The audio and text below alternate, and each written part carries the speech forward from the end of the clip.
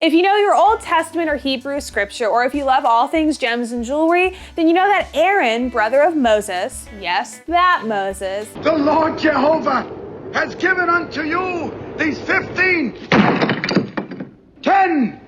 commandments, was a high priest and given a breastplate with 12 different gemstones on it, representing the 12 tribes of Israel. What you may not know, however, is that Satan was given a similar batch of stones when he was created, but he was only given 9 of Aaron's 12. But why was he denied 3 of the stones? And which 3 did God decide to leave out? I'll tell you. But first, let's talk about the 12 in Aaron's breastplate. In the Hebrew scripture, Aaron was the first high priest. Part of his job was to act as a representative of all the 12 tribes of Israel whenever he entered into the temple of God. In order to do this, a breastplate was made with exact specifications. In fact, if you wanted to recreate it yourself, you could just follow the instructions laid out in the Bible. You'll need blue, purple, scarlet, and gold yarn, and a solid gold for the fasteners, along with a few other things.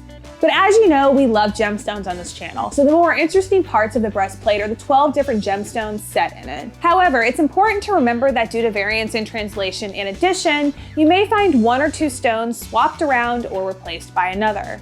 All that said, in 4 rows of 3 from right to left, according to a commonly accepted interpretation of the scripture, the stones are as follows. The top row was ruby, topaz, and carbuncle, or garnet. Row 2 was emerald, sapphire, and diamond. Whoa, where can a girl get some row 2?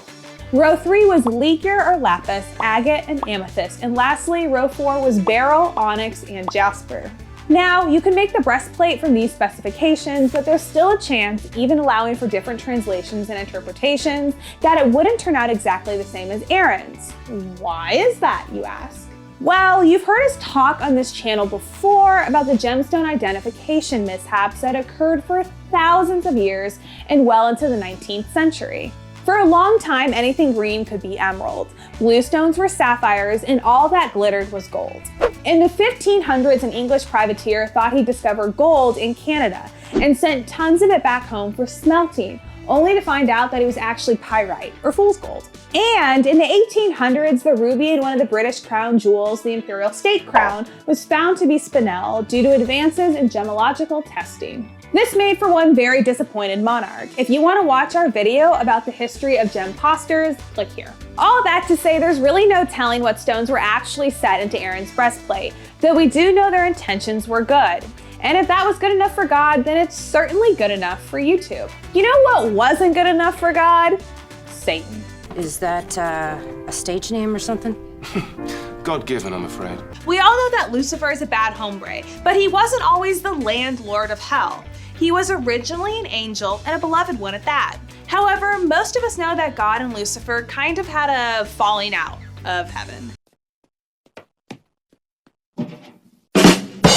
So God placed some limitations on him. Of the 12 stones seen in Aaron's breastplate, the ligure, agate, and amethyst are missing from Lucifer. But why those stones? To answer that, we've got to go back to Aaron's breastplate. As I mentioned earlier, each of the 12 stones was used to represent a tribe of Israel, and each tribe was blessed with particular blessings bestowed by God. By omitting 3 specific stones from his creation of Lucifer, God therefore denies him 3 specific blessings. These 3 missing stones symbolize the tribes of Gad, Asher, and Issachar, and their respective blessings are overcoming, bearing royal seed, and bearing burdens. Here's what that means for Satan. Rather than overcome death, Lucifer's end is inevitable and will surely come. That's a relief. Lucifer also seeks to take God's throne, but God sees to it he will never bear royal seed or have a royal lineage. Snip, snap, snip, snap, snip, snap. Lastly, God makes sure that Lucifer will never be the one to bear anyone else's burdens. In fact, the opposite is true. He is the original cause of sin and suffering. And let's not forget the 3 stones themselves, ligure, agate, and amethyst. Ligure, more commonly known as lapis, is one of the earliest stones ever used for personal adornment, and amethyst has a long history of use in jewelry. It was revered by the ancient Greeks and Egyptians, so it makes sense that these gemstones held such significance in the breastplate. That wraps up this religious rundown. What gemstones would you use to make Satan stay in his lane? I think I go with emerald. Let us know in the comments below, and don't forget to like, subscribe, and ring that bell. You don't want to miss out on our newest videos. Thanks for watching.